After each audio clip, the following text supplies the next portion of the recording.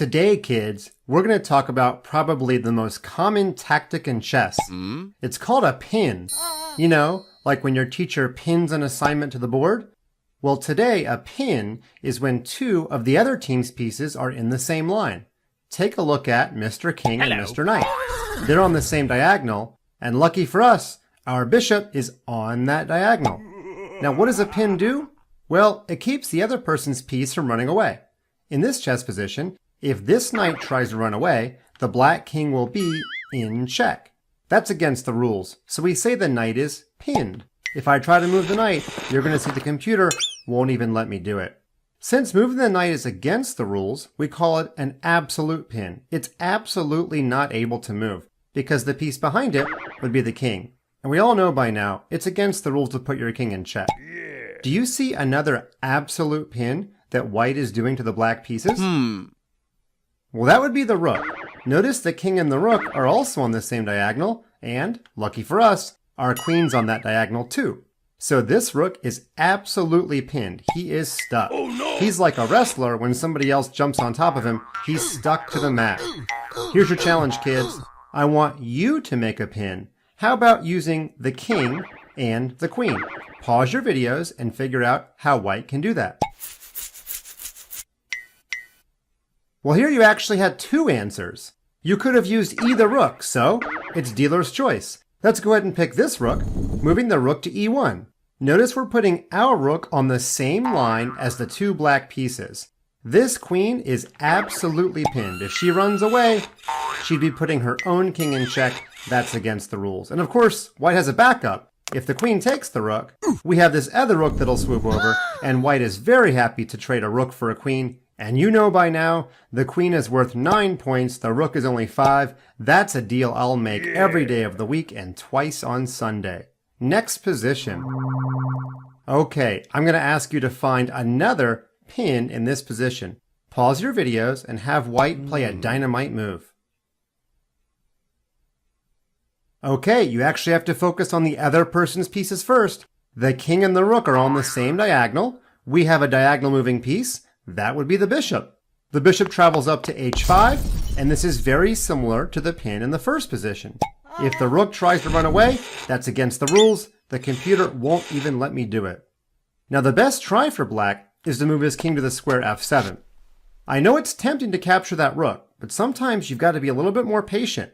Hold your horses, as some of my chess teachers say. If the bishop captures the rook, I know you're winning 5 points for 3, but white only has one pawn left, and if the black king can step in front of it, you're going to have to take my word for it. That's a draw. Let's go back. White had a better move here. Boys and girls, when you already have a pinned piece, you want to put pressure on the pinned piece. You're going to hear me say that in a lot of videos. I'm going to shorten it. Put PP on the PP. Put pressure on the pinned piece. I want you to pile up on that rook because he's stuck. We only have one piece we can do that with. That's our pawn. So our pawn lurches forward. The rook can't move. So black has to make a different move. And now when we capture the rook, the bishop has the backup of the pawn. This is a winning position. So boys and girls, don't always capture the pinned piece. Sometimes you want to put pressure on it. Next chess position. Now, white is in a pin, but this is not an absolute pin. We call this a relative pin. What that means is the knight usually shouldn't move, but it's not against the rules. When a piece is in a relative pin, there's a piece behind the pinned piece that's not a king, in this case a queen. Moving the knight is usually bad. If I move the knight to d4, I'm going to lose my queen. But that's not against the rules. You are allowed to give away your queen. Let's go back. There was a couple of ways that white could have gotten out of the pin. That's what we're going to focus on here. The coolest move for white is knight to g5 check. Notice the power of check. Because black's king is in danger, he doesn't have time to take our queen. That's a very important difference. So the black king scoots out of the way. Not only does white get to save his queen, he gets to win a piece. She just comes up the board and captures the bishop. Let's go back. There's another common way to get out of a pin. In this position, you can advance your pawn to h3, and if the bishop tries to go to h5, To keep the pin, white can play this cool move g4, and the pin is now blocked. In fact, the bishop is trapped. So white went from a pinned knight to winning a piece. That's a pretty good turnaround. I've got one more position I want to look at today.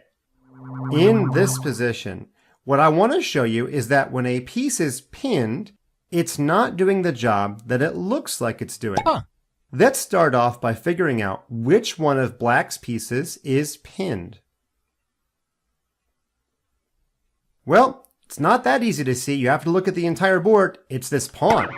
Did you notice this bishop coming all the way down the diagonal and pinning the pawn? That pawn is in an absolute pin. The reason we call it absolute is because the piece behind it is the king, so it's absolutely not able to move.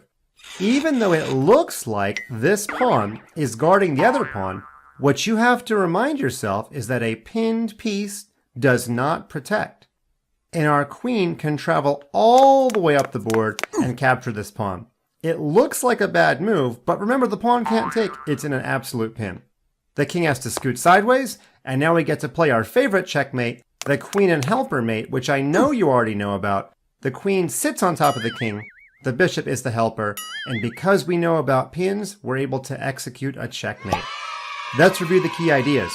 When two of the other team's pieces are on the same line, look to make a pin.